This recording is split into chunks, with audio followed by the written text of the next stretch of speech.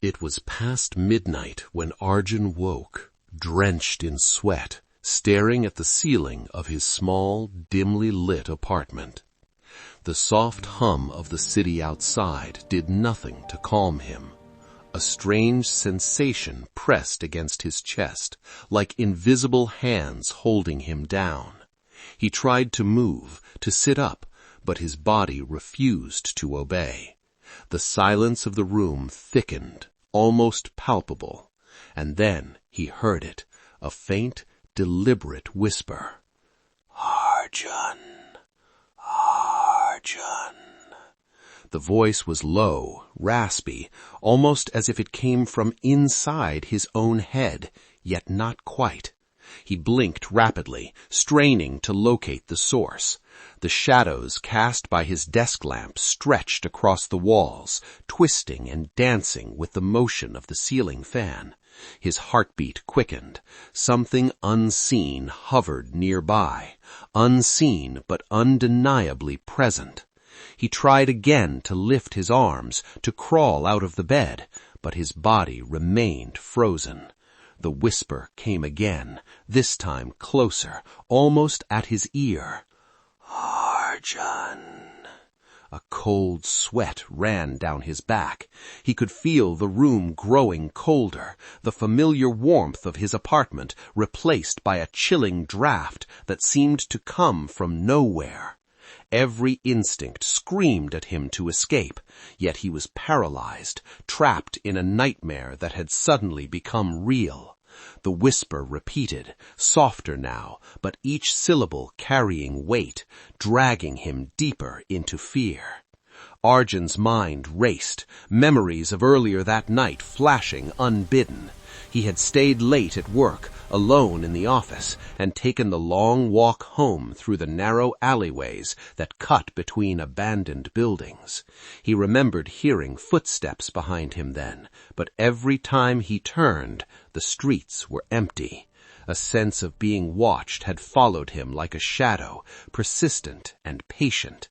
And now, here he was, in the supposed safety of his apartment, unable to move as the voice found him.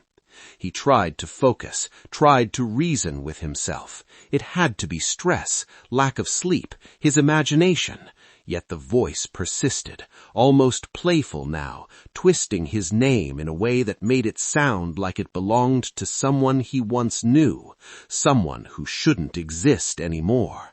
His vision blurred as a cold fog seemed to seep across the floor, curling around the legs of his bed, moving in patterns no wind could produce. The whisper became a chant. "Arjun, Arjun, Arjun." Time lost meaning. Every second stretched, elastic and heavy. He wanted to scream, to fight, but his vocal cords refused to respond.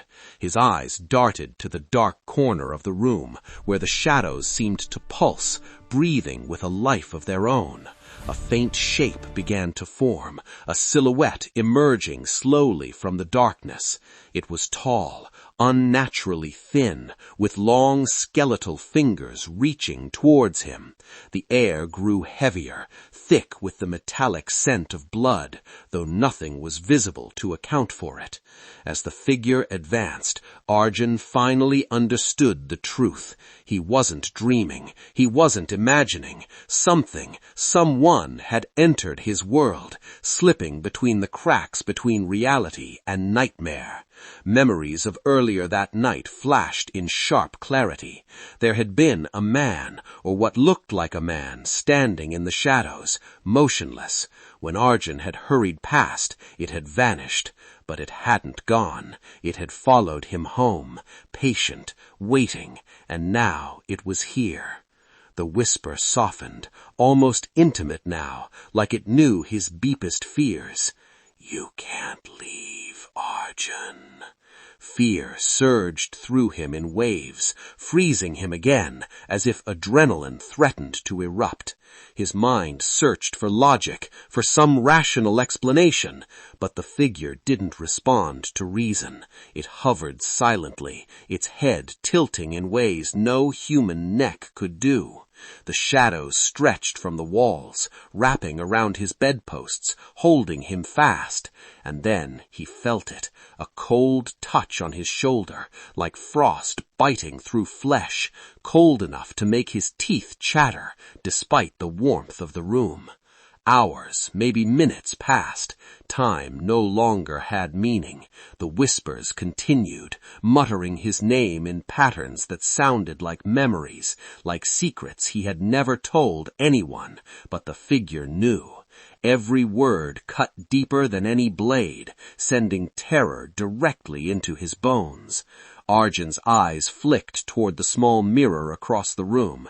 He hadn't dared look yet, but now, drawn by a compulsion he couldn't resist, he forced himself to stare. And in the mirror, he saw not his own reflection, but a face behind him.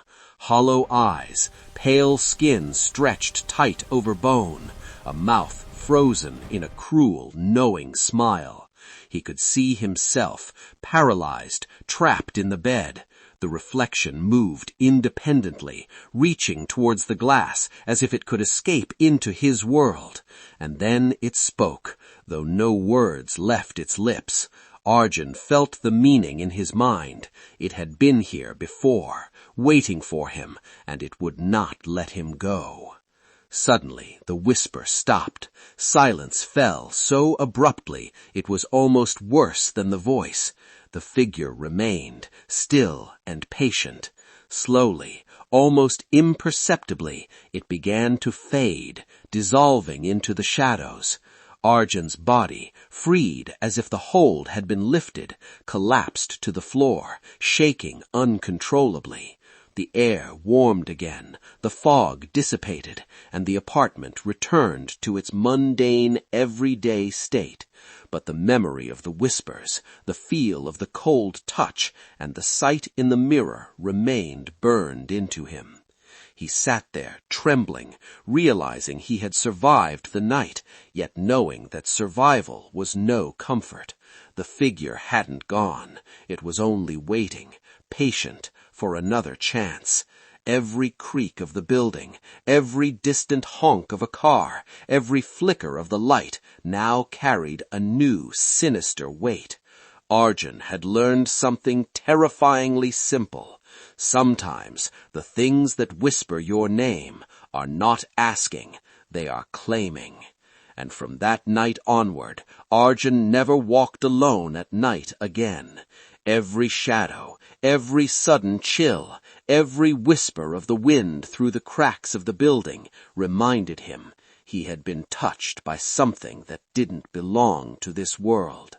He had looked into the eyes of the impossible and lived, but living did not erase what had been claimed.